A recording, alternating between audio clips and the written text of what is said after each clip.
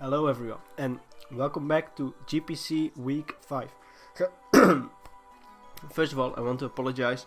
I'm still recovering from quite a rough cold flu I had this past week. So this also didn't really affect the battle. I was not in the best mindset, but all in all was not the worst.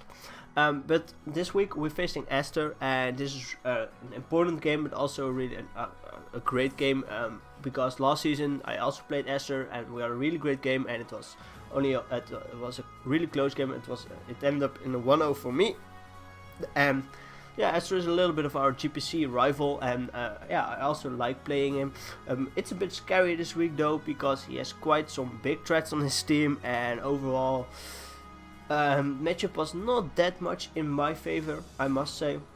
Like, we both have a Thunderous and they both put in a lot of work, but besides that he also has a Zygarde and a Megalopony, which threaten me offensively quite well, and then he just has some other mons that deal with my offensive mons a little bit better than I have checks for his. So as you can see here, the teams that are brought, he brought his Megalopony, the Gorgeist, the Thunderous Therian, the Zygarde, the Aerodactyl and the Jirachi. Pretty much what I expected. Floydus was like one of those mons that could have come, but also those 6 were quite alright versus me. There were some other mons on his bench, which I don't really remember by head, but they were not as threatening as the 6 that he brought now, but they definitely could have come. Then the 6 that I brought were Drapion, Thunderous Eye, Garchomp, Metagross, Zoomerl and Heracross. So again, no PC. I thought I needed too much coverage on it, and just some of my other mons that were offensive better, and I also had to have some more bit bulky mons. The Decidueye just couldn't touch much of his team that well, and felt it also couldn't check that much, so that's left on the bench. Excel could have definitely come, but there was just no real space on it. My team consists of more of a bulky-ish lead Drapion with Toxic Spikes, because I thought Toxic Spikes could have been definitely really nice. Like, it always hits 3 out of his 6 mons. From what I saw of what he could have brought, could even be 4 or more. Because his hedge remove options were like Aerodactyl and Kabutops. I didn't really saw his hedge remove coming, so I thought, okay, Toxic Spikes, especially for mons like Zygarde, Megalopony, it's great to whittle those down with that. Then Thunderous is more of a dual dance variant, pretty much needed only Thunderbolt and HPIs. Garchomp is this week is a Yachi Berry variant, because it helps to take on Thunderous Therian a little bit better. This time I had to put rocks on it, so it has rocks. Dragon Claw, Earthquake and Sword Dance. Metagross more of a bulky mon, kind of that takes some hits from Lopunny and some of the other threats. Has Rocky Helmet to get some chip damage off, just Meteor Mash, Earthquake, Ice Punch as the coverage. Then Azumarill is also more of a bulky offensive mon, dealing also able to deal with a mon like Zygarde, just a fairly standard coverage it has. Then Mega Heracross is also more of a bulky-ish variant, but still hits quite hard. As you can see, the main problem with is that his team is quite fast compared to my team. Like, he can revenge most of my mons quite easily, like Thunderous I could use, but he can still has the Aerodactyl and the Megalopony to revenge it, and same is with Garchomp. And like Mega Heracross, it only really outspeeds Gorgeist in this matchup, so it always has to take a hit before it can pretty much take out the mon. So it's a bit unfortunate that we have to go with this. I think we still have a nice chance to win. So I lead off with Drapion as he leads off with Aerodactyl. And first turn I'm still thinking, okay, he's pressure, okay, that's good. But am I just going to go for the T-Spikes? He could potentially taunt me. Also could potentially default or turn later, but that wouldn't be that big of a deal. So I decided just go for T-Spikes. If he taunts me, that's fine. It's like of a turn that nothing really happened, and I can just go from there. So he just throws up his rocks, I throw up my Toxic Spikes, and here it is, like, okay. In the end, I decided on Black Sludge on my Drapion, because overall I thought he wouldn't have that much ground coverage on his team, and like Zygarde, my Drapion doesn't touch Zygarde that well, at all, so why even bother going for Sugar Berry? But as you will see, Sugar Berry could have been a better item, but that's fine. So here I decided, okay, it's more of my lead, let me just scout what kind of Aerodactyl this is. So he Earthquake, I knock off, do some nice damage, and I knock off his Focus Sash. So, as you can see, bit unfortunate, but I will be going down to the next Earthquake. So, a couple of things, yeah, if I had Sugar Berry, could have knock offed. Again, depending on both knockoff rolls, could have potentially put him in Stealth Rock range, but that didn't happen. So I could just switch out. But the monster that I would switch into, like a Azumarill, threatens him out with like Ice Jet, or Garchomp threatens out if he doesn't have the Ice Fang, which is, as he has Stealth Rock, probably has EQ, Stone Edge, plus Wing Attack for the Mega Heracross, but still could have it, but Azumarill or Garchomp. But those mons I don't really want to take unnecessary damage on at the beginning of the match, because Azumarill I still wanted fairly healthy to take on Zygarde quite well, and Garchomp you don't want it whittled at the beginning of the game because it has to take an HP Ice pretty much from Thundurus D, at least be able to. So I decided to just stay in and let Drapion go down. I think if he gets the lowest rolls possible, I might survive, but so I might have been in my best interest to just switch out into Garchomp, but yeah, I can see why I didn't. But here I make the first misplay, and this is really crucial because the next couple of turns are like the early game, and this early game I make some minor mistakes which end up hurting me quite a bit. So what I should have done was just go into Garchomp. Like from what I've seen, what kind of Aerodactyl is, it's highly unlikely he has Ice Fang, and even if he has Ice Fang, Garchomp still easily takes it, and I don't think he would let his Aerodactyl stay in on my Garchomp because he has Gourgeist in the back, and Gourgeist is quite a nice switch into Garchomp. So what I should have done was go out into Garchomp and set up my Stealth Rocks on his Gourgeist switch and go from there. But as you will see, that's not what I do. I don't really know why I did it, but I thought I threatened it out with my Azumarill, and I was just looking over his team, and I was like, okay, normally you would go for like the Aqua Jet water move, but I thought that's a bit obvious, and I also know he would switch, so I could like predict the switch and go for like a play rough or something. Like he has no real play rough switching besides George, so I thought his also a bit of middle ground play, I thought he would go into Jirachi. But he goes out into Gourgeist, which can also deal quite a lot of Azumarill. But I make a double out into Garchomp expecting Jirachi and wanting to get up my rocks. So now it's Garchomp versus Gourgeist, and what do I do now? So if I had just went Garchomp on the Aerodactyl, I could have put up my rocks on the Gourgeist switching, which would have been a lot better of a situation than I'm in now. Because there's a few scenarios. I want to get rocks really badly this game, because they threaten his team quite well.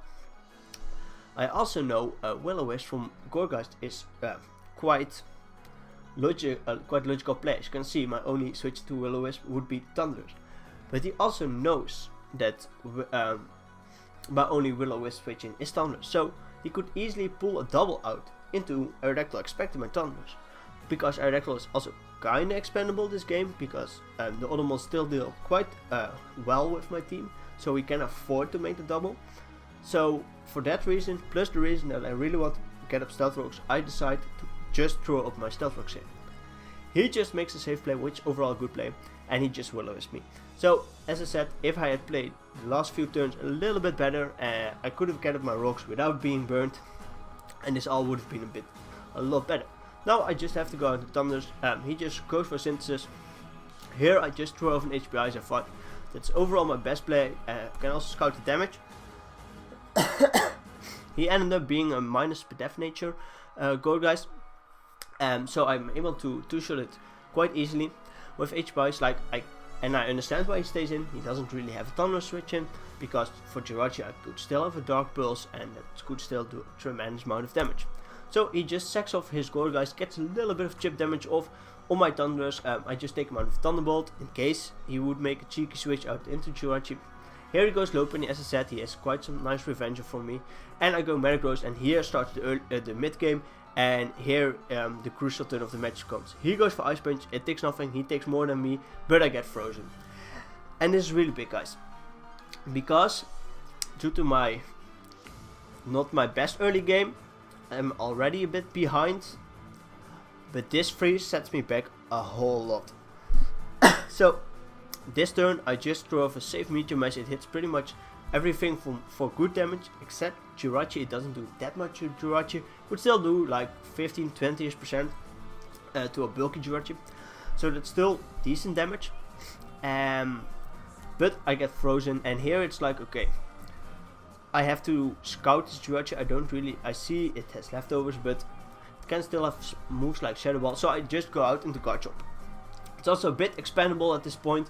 But yeah, due to the burn, I don't threaten out this Jirachi. So he just stays in, he takes a bit of damage, goes for the Icy Wind, isn't able to kill me, which the burn doesn't take me out. It doesn't really matter if it would have taken me out, but he can take me out the next turn, gets a bit of health back. And now the problem is, Marigros is frozen. So normally a non-frozen Marigros, I would have switched in right here. Could still, if he really bluffed the Shadow Ball, could have still taken it, but spoilers, he didn't have it. I could have gone into Marigros, scared the Jirachi out, and we could have gone from there. It would still be 4-5, but I had a better chance. But now I have to go for Heracross, because Marigros by all means could be frozen for the next 20 turns, as he switch accordingly, gets more momentum on me, and so on. Now I have to go Heracross. I have to take a hit, a big Psychic hit, and I take out Jirachi, but that leaves Heracross to be revenged. And his game plan pretty much is either try to win with Agility Thunders or try to win with DD Zygarde. And that one of the main problems for them was like a full health, like a Heracross that could come in and revenge it. So now we just sack Mons, basically. I kill Jirachi, Mega Heracross is low, so I just have to stay in. It doesn't do much this game. He goes Aerodactyl to revenge me, I revenge Aerodactyl with Zumeral, he goes Thunderous. Here again, I just have to stay in, go for the Aqua Jet, potentially putting him in range of HP Ice from my Thunderous. I don't know, but from this Aqua Jet I can see that he's quite bulky. So I'm thinking, okay, he could potentially still be Yachi or something. So I just go out into Marigros, hoping to just take any one hit he dishes out and try to kill him off with an Ice Punch. And like have the Thunderous in the back. And here Esther shows why he is a really good guy. What could have happened was he takes out my Marigros, I would go into Thunders, I most likely kill him with HP Ice, but he wasn't Yachi, spoiler. He wins 2-0 from there. But what he does is he goes for Agility, kinda hoping that I would wake up and kill him. Get on I mean, and I kill him, or otherwise he wins 3-0. Okay, also fair. I thaw and I go for the Ice Punch and I take him out, which is really nice for me. But now he goes out into low penny, which is in his best interest, because DD Zygarde with Yachi Berry, which he has, wins the game, has to be able to set up, but I have shown that my Marigros is really bulky, so he needs a little bit of more chip damage before 1000 arrows is a guaranteed KO. So that's exactly what he does with the frustration. He knows that, I knows it. Just on the case he would double, I just went for the Ice Punch. As he brings out his Zygarde, as I just go for the Ice Punch. And yeah, as you can see, the Yachi Berry doesn't quite take him out. And he kills me next turn with 1000 arrows, and he now also outspeeds Thunderous, and he also kills that with 1000 arrows, and we lose the game 1-0. It was a really close game. Definitely I thought the prep was quite alright. The matchup was not that much my favorite, but still I could definitely have won this game. It's just a bit unfortunate about the freeze, and that combined with like the first few turns that I should have played a bit better, and with a no burn Garchomp and Rocks up, I would have been in a really great spot. but that didn't happen, unfortunately. We have to bounce back next week. We're still 3-2. We're still in a race for playoffs. But next week we would have faced Pierre, one of the GPC veterans, but unfortunately he had to drop out of the league. And now we're facing Trev CL, and yeah, he's a really great battler and a really great guy. And last season we were able to clinch out a really close 1 or 2-0 victory. But definitely it will be a really scary opponent again, and we have to try and play and prep our hardest, and hopefully we will be able to come out on top and continue with climbing up again to that solid playoff position. So that's it for me, guys, and I will see you next week. Bye.